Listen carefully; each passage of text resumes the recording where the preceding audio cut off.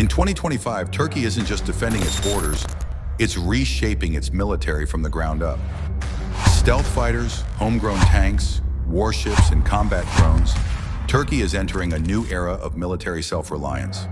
But how powerful is it really? And what does that mean for global strategy? In just a decade, Turkey's defense doctrine has evolved.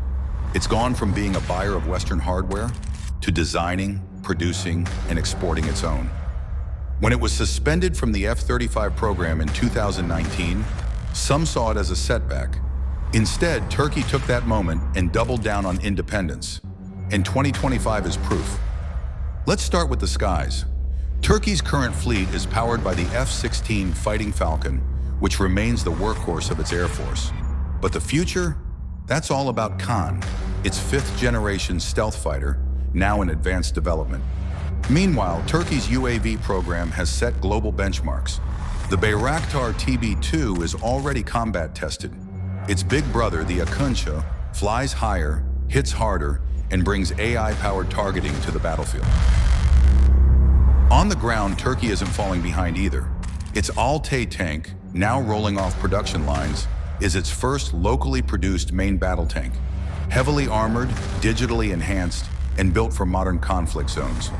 Backed by armored carriers like the BMC Vuran and Otokar Cobra II, Turkey's land forces are shifting from legacy systems to smart, mobile, and tech-integrated platforms.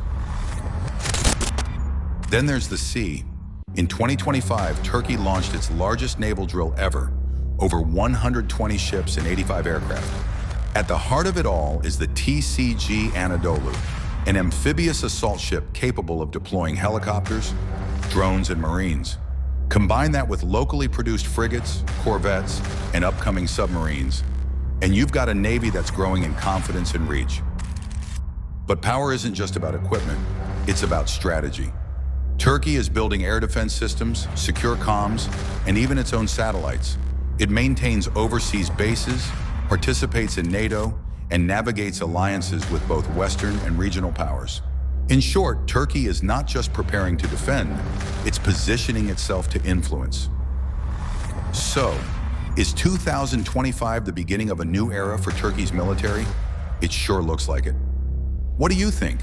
Is Turkey on the rise, or is this just a tactical evolution? Let us know in the comments, and don't forget to like and subscribe for more global defense and strategy breakdowns.